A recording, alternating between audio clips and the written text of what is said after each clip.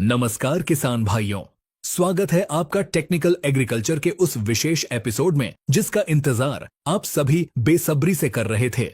जरा याद कीजिए पिछले वीडियो की वो बात जब हमने आपसे कहा था कि खेती अब सिर्फ हल और बैल का खेल नहीं रही।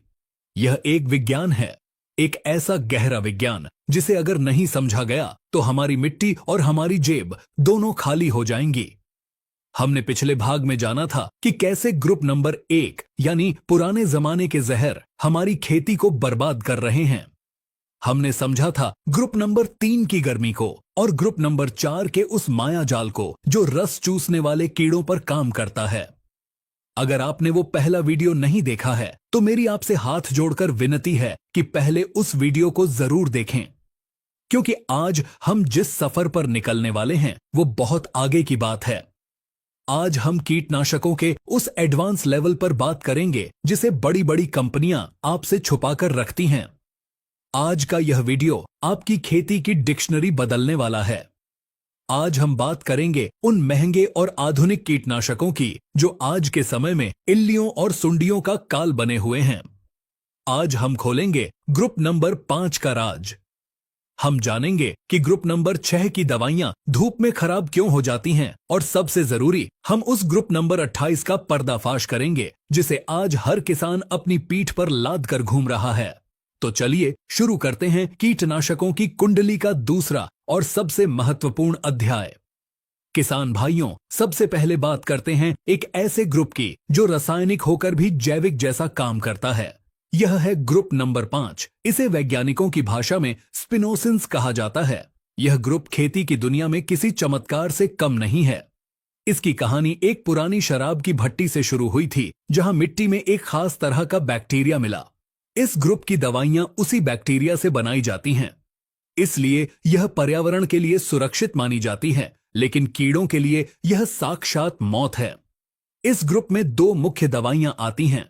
पहली है स्पिनोसाड, जिसे आप बाजार में ट्रेसर के नाम से जानते हैं, और दूसरी है स्पिनेटोरम, जिसे दुनिया डेलीगेट या लार्गो के नाम से जानती है। अब सवाल यह है कि यह काम कैसे करता है और यह बाकी दवाओं से अलग क्यों है। ध्यान से सुनिएगा। जब आप ग्रुप नंबर 5 की दवा का छिड़काव करते हैं तो यह कीड़े के दिमाग और नर्वस सिस्टम पर हमला करता है। जैसे ही दवा कीड़े के शरीर में जाती है उसे एक बहुत तेज करंट लगता है। कीड़ा शांत नहीं बैठता, बल्कि वो बहुत ज्यादा उत्तेजित हो जाता है। वो कांपने लगता है, तड़पने लगता है और अंत में थकान और लकवे से मर जाता है। इसकी सबसे बड़ी खूबी यह है कि यह ट्रांसलैमिनार है, मतलब अगर इल्ली पत्ते के नीचे छिपी है और आपने दवा पत्ते के ऊपर डाली है तो भी यह दवा पत्ते को पार करके नीचे जाएगी और इल्ली को खत्म कर देगी। यह दवा थ्रिप्स और इल्लियों दोनों के लिए एक ब्रह्मास्त्र है। अगर आपकी मिर्च या कपास की फसल में थ्रिप्स का हमला है और कोई दवा काम नहीं कर रही तो ग्रुप नंबर 5 आपका सबसे भरोसेमंद साथी बन सकता है। लेकिन याद रखें, इसका इस्तेमाल बार बार न करें, वरना कीड़े इसे भी पहचान लेंगे।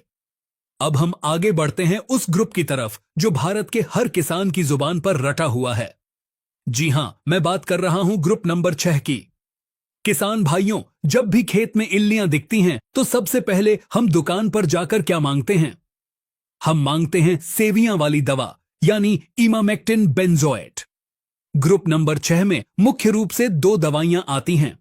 एक है इमामेक्टिन बेंजोएट, जिसे आप प्रोक्लिम या मिसाइल कहते हैं, और दूसरी है इबामेक्टिन, जो लाल मकड़ी मारने के काम आती है। लेकिन क्या आपको पता है कि यह सस्ती सी दिखने वाली दवा काम कैसे करती है और क्यों कभी कभी यह दवा डालने के बाद भी इल्ली नहीं मरती? इसका विज्ञान बहुत गहरा है। ग्रुप नंबर 6 की दवाइयां कीड़े की मांसपेशियों को हमेशा के लिए रिलैक्स कर देती हैं। आसान भाषा में समझें तो यह कीड़े के शरीर को सुन्न कर देती हैं। जैसे ही इल्ली इमामेक्टिन खाती है उसका चलना फिरना बंद हो जाता है। वो पत्ते पर एक जिंदा लाश की तरह पड़ी रहती है। आप उसे हाथ लगाएंगे तो वो हिलेगी नहीं, लेकिन मरी भी नहीं होगी। वो खाना छोड़ देती है और 2-3 दिन में भूख से मर जाती है। इसे हम फ्लैसिड पैरालिसिस यानी ढीला लकवा कहते हैं। लेकिन यहां एक बहुत बड़ी सावधानी है जिसे 90% किसान नहीं जानते। ग्रुप नंबर 6 की दवाइयां धूप की दुश्मन होती हैं। अगर आप तेज धूप में यानी दोपहर के 12 या 1 बजे इमामेक्टिन का स्प्रे करेंगे तो समझ लीजिए कि आपकी आधी दवा बेकार हो गई। सूरज की किरणें इस दवा के असर को खत्म कर देती हैं। इसलिए मेरा सुझाव है कि ग्रुप नंबर 6 का इस्तेमाल हमेशा शाम के वक्त करें, जब धूप ढल जाए। और हाँ, स्प्रे वाले पानी में थोड़ा सा नींबू सत्व या एसिड जरूर मिला लें, क्योंकि अगर पानी का पीएच ज्यादा होगा तो यह दवा काम नहीं करेगी। सही समय और सही तरीके से इस्तेमाल करने पर यह सस्ती दवा महंगी दवाओं को भी पछाड़ सकती है। अब हम बात करते हैं एक ऐसे ग्रुप की जिसे साइलेंट किलर या खामोश मौत कहा जाता है। यह है ग्रुप नंबर 15। इस ग्रुप की दवाओं को IGR यानी इंसेक्ट ग्रोथ रेगुलेटर कहा जाता है। इसमें आती हैं नोवालुरोन, जिसे आप रिमन कहते हैं, और लुफेनुरोन, जिसे सिग्ना कहा जाता है। यह दवाइयां बड़े कीड़ों को तुरंत नहीं मारती, यह उनकी नस्ल को खत्म करती हैं। देखिए, जैसे हम और आप बड़े होते हैं, वैसे ही इल्ली भी बड़ी होती है। इल्ली को बड़ा होने के लिए अपनी पुरानी चमड़ी, जिसे हम केंचुल कहते हैं, उसे उतारना पड़ता है। ग्रुप नंबर 15 की दवा इसी प्रक्रिया को रोक देती है। जब आप इस दवा का छिड़काव करते हैं तो इल्ली अपनी पुरानी चमड़ी में फंस जाती है। वो नई चमड़ी नहीं बना पाती और तड़प तड़प कर मर जाती है। इतना ही नहीं, अगर यह दवा किसी अंडे पर गिर जाए तो उस अंडे से कभी बच्चा बाहर नहीं आ पाता, बच्चा अंडे के अंदर ही मर जाता है। इसलिए अगर आपके खेत में इल्ली की शुरुआत हो रही है या आपको पत्तों पर अंडे दिखाई दे रहे हैं तो ग्रुप नंबर 15 सबसे बेहतरीन विकल्प है। यह आपको लंबी सुरक्षा देता है, लेकिन अगर इल्ली बहुत बड़ी हो चुकी है तो इस ग्रुप का इस्तेमाल न करें, क्योंकि बड़ी इल्ली पर इसका असर कम होता है। चलिए अब बात करते हैं एक और विशेष ग्रुप की, जो है ग्रुप नंबर 22। इस ग्रुप का सबसे मशहूर नाम है इंडोक्साकार्ब, जिसे बाजार में अवंत या किंग डॉक्सा के नाम से बेचा जाता है। यह दवा अपने आप में एक जासूस की तरह काम करती है। जब आप इसे पानी में मिलाकर छिड़कते हैं तब यह जहरीली नहीं होती, लेकिन जैसे ही इल्ली इसे खाती है, उसके पेट के अंदर जाते ही यह एक भयानक जहर में बदल जाती है। इसे वैज्ञानिक भाषा में बायो एक्टिवेशन कहते हैं, यानी इल्ली खुद अपनी मौत का कारण बनती है। यह दवा सुंडी यानी बोलवर्म के लिए बहुत कारगर है। यह अंडे और इल्ली दोनों को मारती है। अगर आप कपास या चने की खेती करते हैं तो ग्रुप नंबर 22 को अपनी दवाओं के रोटेशन में जरूर शामिल करें। और अब वक्त आ गया है उस बाहुबली ग्रुप की बात करने का, जिसने पिछले 10 सालों में खेती का नक्शा बदल दिया है। यह सबसे महंगा है, सबसे ताकतवर है और आज की तारीख में सबसे ज्यादा बिकने वाला ग्रुप है। मैं बात कर रहा हूं ग्रुप नंबर 28 की, जिसे वैज्ञानिक भाषा में डायमाइड्स कहते हैं। अगर आप कोराजन इस्तेमाल करते हैं तो आप ग्रुप 28 डाल रहे हैं। अगर आप फेम या टाकुमी इस्तेमाल करते हैं तो आप ग्रुप 28 डाल रहे हैं। अगर आप बेनेविया या वर्टाको डाल रहे हैं तो भी आप ग्रुप 28 ही डाल रहे हैं। किसान भाइयों, इस ग्रुप को समझना आपके लिए बहुत जरूरी है, क्योंकि इसका गलत इस्तेमाल आपको बहुत भारी पड़ सकता है। यह दवाइयां कीड़े की मांसपेशियों में मौजूद कैल्शियम को पूरी तरह बाहर निकाल देती हैं। इससे कीड़े की मांसपेशियां जाम हो जाती हैं, वो सिकुड़ जाती हैं और कीड़ा पत्थर की तरह अकड़ जाता है। इसे रिजिड पैरालिसिस यानी कठोर लकवा कहते हैं। कीड़ा चाहकर भी हिल नहीं सकता और मर जाता है। इस ग्रुप में 3 मुख्य केमिकल हैं। पहला है क्लोरएंट्रानिलिप्रोल यानी कोराजन। यह गन्ने और धान के लिए वरदान है, क्योंकि यह पौधे की नसों में फैल जाता है और लंबे समय तक सुरक्षा देता है। दूसरा है फ्लूबेंडियामाइड यानी फेम। यह विशेष रूप से इल्लियों के लिए है। और तीसरा है साइएंट्रानिलिप्रोल यानी बेनेविया। यह सबसे आधुनिक है और यह इल्लियों के साथ साथ रस चूसने वाले कीड़ों को भी मारता है। लेकिन किसान भाइयों, यहां मैं आपको एक चेतावनी देना चाहता हूं, बहुत बड़ी चेतावनी। आजकल देखा जा रहा है कि किसान हर छिड़काव में कोराजन या फेम का इस्तेमाल कर रहे हैं। बैंगन और टमाटर में तो हर हफ्ते यह दवा डाली जा रही है। यह बहुत खतरनाक है। वैज्ञानिकों ने साफ कहा है कि ग्रुप नंबर 28 का इस्तेमाल एक फसल में सिर्फ 2 बार ही करना चाहिए। अगर आप बार बार एक ही ग्रुप डालेंगे तो कीड़ा उस दवा को पचाना सीख लेगा। और जिस दिन कीड़े ने ग्रुप नंबर 28 को पचाना सीख लिया, उस दिन आपके पास कोई दूसरा विकल्प नहीं बचेगा। आपकी फसल आपकी आंखों के सामने बर्बाद हो जाएगी। इसीलिए कीटनाशक प्रतिरोध प्रबंधन यानी रेजिस्टेंस मैनेजमेंट का नियम याद रखें। दवाओं को बदल बदल कर इस्तेमाल करें, इसे हम रोटेशन कहते हैं। अगर आपने पहले छिड़काव में ग्रुप नंबर 28 यानी कोराजन डाला है, तो अगले छिड़काव में ग्रुप नंबर 6 यानी इमामेक्टिन डालें।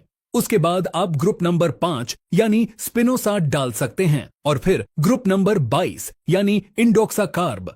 जब आप हर बार अलग ग्रुप की दवा डालते हैं तो कीड़ा कंफ्यूज हो जाता है। वो समझ नहीं पाता कि इस बार कौन सा जहर आ रहा है और वो मर जाता है। यही सफल खेती का मूल मंत्र है। इसके अलावा भी कुछ छोटे लेकिन महत्वपूर्ण ग्रुप हैं जो मुश्किल समय में आपके काम आते हैं। जैसे ग्रुप नंबर 13, इसमें आता है क्लोरफेनापायर। यह दवा कीड़े की बैटरी निकाल लेती है, यानी कीड़े के शरीर में ऊर्जा बनना बंद हो जाती है। यह दवा इल्ली और मकड़ी दोनों को एक साथ मारने की ताकत रखती है।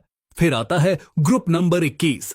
अगर आपके खेत में सिर्फ मकड़ी यानी माइट्स की समस्या है तो यह ग्रुप सबसे अच्छा है। इसमें फेन पायरोक्सीमेट और टॉलफेन पायराट जैसी दवाइयां आती हैं। यह मकड़ी की सांस रोककर उसे मार देती हैं। और सफेद मक्खी के लिए एक और खास ग्रुप है, ग्रुप नंबर 23। इसमें आता है स्पाइरोमेसिफेन, जिसे आप ओबेरॉन के नाम से जानते हैं। यह सफेद मक्खी और लाल मकड़ी के बच्चों को बड़ा नहीं होने देता। तो किसान भाइयों, यह थी कीटनाशकों की वो पूरी कुंडली जिसे समझना हर उस इंसान के लिए जरूरी है जो खेती से जुड़ा है। दवाई हमेशा कृषि विशेषज्ञ की सलाह से लें। अंदाजे से खेती करना नुकसानदेह है। छिड़काव के समय मास्क और दस्ताने जरूरी हैं। आपकी जान सबसे कीमती है। हमने इस 2 भागों की सीरीज में कीटनाशकों के लगभग सभी महत्वपूर्ण ग्रुप्स को कवर किया है। अब फैसला आपके हाथ में है। क्या आप अब भी दुकानदार के भरोसे रहेंगे या आप खुद अपनी फसल के डॉक्टर बनेंगे? याद रखिए, सही जानकारी ही आपकी सबसे बड़ी बचत है। एक गलत दवा का छिड़काव न सिर्फ आपका पैसा बर्बाद करता है, बल्कि आपकी फसल को भी कमजोर करता है। जब भी अगली बार दवा खरीदने जाएं, तो दवा का नाम नहीं बल्कि उसका ग्रुप नंबर देखें। बोतल के पीछे या लीफलेट पर देखें कि उस पर कौन सा ग्रुप लिखा है। अगर आपको यह जानकारी कीमती लगी हो तो इस वीडियो को अपने तक सीमित न रखें। इसे अपने हर उस किसान साथी के साथ शेयर करें जो मेहनत तो बहुत करता है लेकिन सही जानकारी न होने की वजह से नुकसान उठाता है। इस प्रकार की जानकारी हम फेसबुक और इंस्टाग्राम पर भी साझा करते हैं। वहां भी हमें जरूर फॉलो करें। लिंक नीचे दिया गया है। क्या आप चाहते हैं कि हम इसी तरह फफूंदनाशक यानी फंगिसाइड्स पर भी एक विस्तृत सीरीज बनाएं? क्या आप जानना चाहते हैं कि कब सिस्टमिक फंगिसाइड डालना चाहिए और कब कॉन्टैक्ट? अगर हां, तो नीचे कमेंट बॉक्स में फंगिसाइड सीरीज जरूर लिखें। जितने ज्यादा कमेंट होंगे, हम उतनी ही जल्दी वो वीडियो लेकर आएंगे। टेक्निकल एग्रीकल्चर के साथ जुड़े रहने के लिए आपका दिल से धन्यवाद। जागरूक बने, वैज्ञानिक बने और अपनी खेती को मुनाफे का सौदा बनाएं। मैं मिलूंगा आपसे अगले वीडियो में एक नई और महत्वपूर्ण जानकारी के साथ। तब तक के लिए अपने खेत की निगरानी करते रहें। जय हिंद, जय किसान।